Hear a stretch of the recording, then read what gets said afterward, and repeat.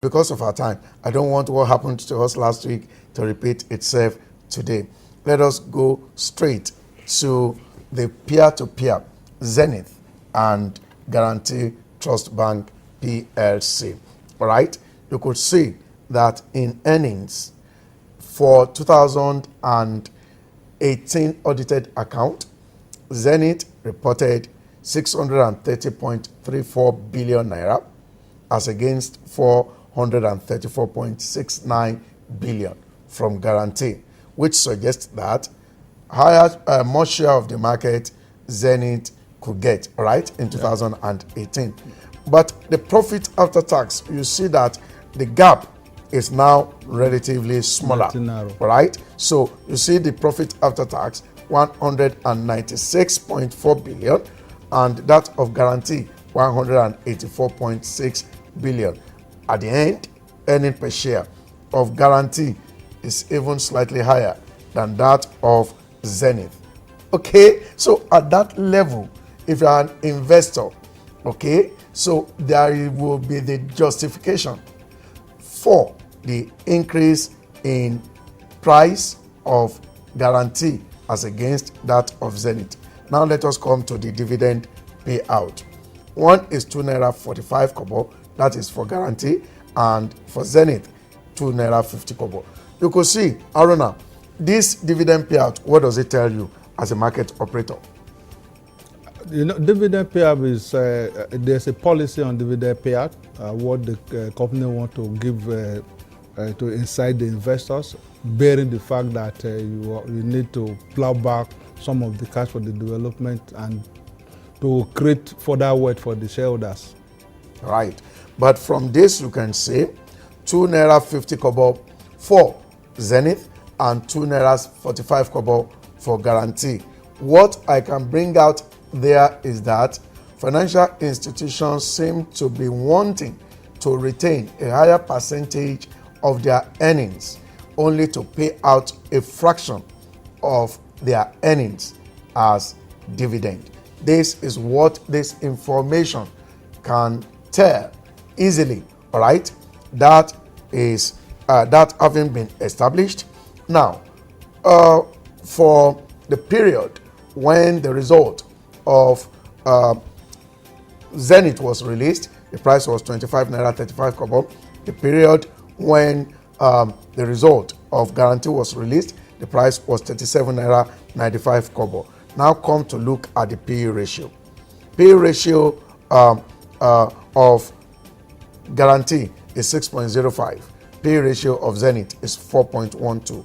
As a market operator, what will these two PE ratios tell? Just looking at it.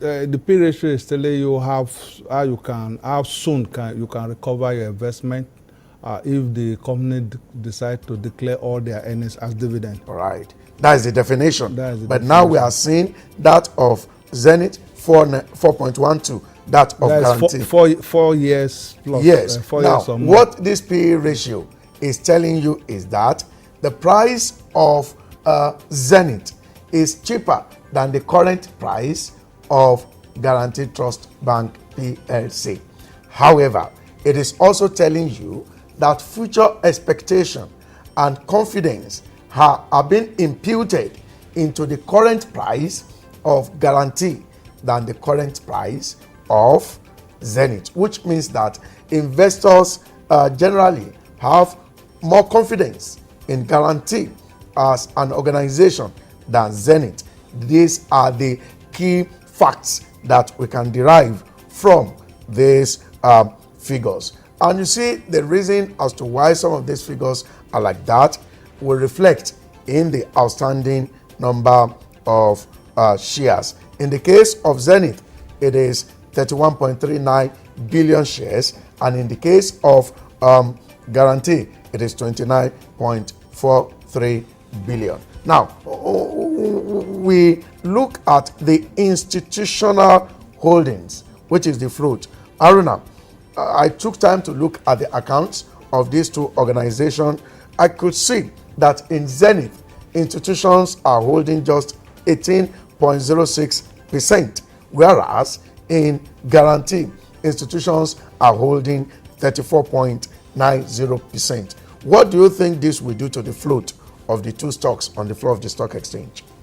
Institutions, that one that the portion that the institutions are holding is not available for sale. It's not part of the float that is already that is readily available, and because of that, that is telling you the structure of their shareholding. So when you see a company where more of its shares are being held by people that will not likely sell immediately, so what that will tell you is that it will be able, particularly in the short term, irrespective of whatever is happening in the market, to sustain a measure of high price than the one that is readily held by majority of the people. Because you see, those that sell stocks more than anybody else in the market are the retail investors. Now, let me call to the retail investors here. 76.87% of shareholders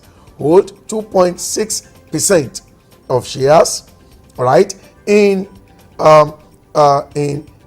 Zenith, and 84.13% of shareholders hold 5% of that of Guaranty. And then the total percentage of investors holding between 1 and 5 million units is 25.57% in Zenith and 21.74% in Guaranty.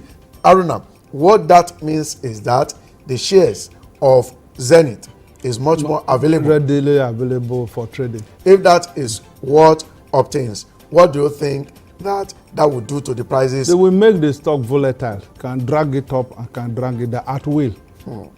Let me put one tricky question to you. Which one of these two is more suitable for short-term trade? You want to enter and get out? Isn't it? Because since it's more volatile, it's only Zenith that you can enter at a low price and get out at a higher price so easily.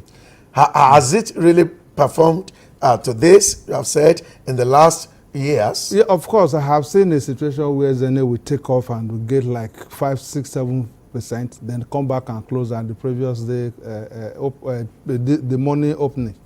All right. Having said that, let me quickly say this before we move to UBA and Access. All right. Talking about price, performance, and sustainability, Guaranty is superior, and I will show you that. Guaranty hit its all-time highest on the floor of the Nigerian Stock Exchange on the 5th of March 2008. And after the price was 39 naira 98 kobo. So after the crash of the market, we saw it in February 2009 at 8 naira 52 kobo. Now, Guaranty, and it remains the only financial institution that has put forth this kind of performance, had been able to recover, Aruna, from all the past losses. From this low of 8 naira 52 kobo, it got to 54 naira 71 kobo in 2019. I think we should give it to Guaranty. No, it is. I think one of the things that we've been working for them is they look at why the foreign investors are actually looking after Guaranty's corporate governance and the holding structure. But it's not the shares are not resident in one person's hand. So it's very, very difficult for one man to just come and determine the direction of Guaranty as per time. Okay, and in the case of Zenith, I think well over 11% of the company's stock, either via direct holding or indirect holding, are being held by the current chairman. I think there was an increase from 2019 record. I think there was an increase in holdings. That was what brought it to over 11%. When you see that, what perception does it create? And what would be your advice to investors with this kind of perception? No, it just shows that one man can call the shot, can determine the direction of the company. But if it's as astute as the man that you are talking about, I know that even his holdings too cannot be available for sale in the market. It's just that it gives him that control over the company. But it might not necessarily be inimical to the growth. But the truth, yes, not inimical to the growth, because there are two ways or many ways at which you could look at figures, right? One, the chairman having as much as 11% might be a disadvantage. But again, one could say that the man has taken a lot of risk, in that he has shown enough belief and confidence in that organization that he oversees, and at that, being able to take that much risk, he would not want anything that will go contrary in that organization. He would do everything to ensure that profit is generated, because the more profit that is generated, the more that the richer is. Right. So that is how far we can go as far as the peer-to-peer analysis of Guaranty Trust Bank PLC and that of Zenith is concerned. It was on the pages of Stocks Watch Weekly newspaper for last week. If you could still lay hold on that, you will get all this as in hard copy. Now we come to UBA. Let us first of all look at the result. I've been trying to still visit nsc.com to confirm one figure or the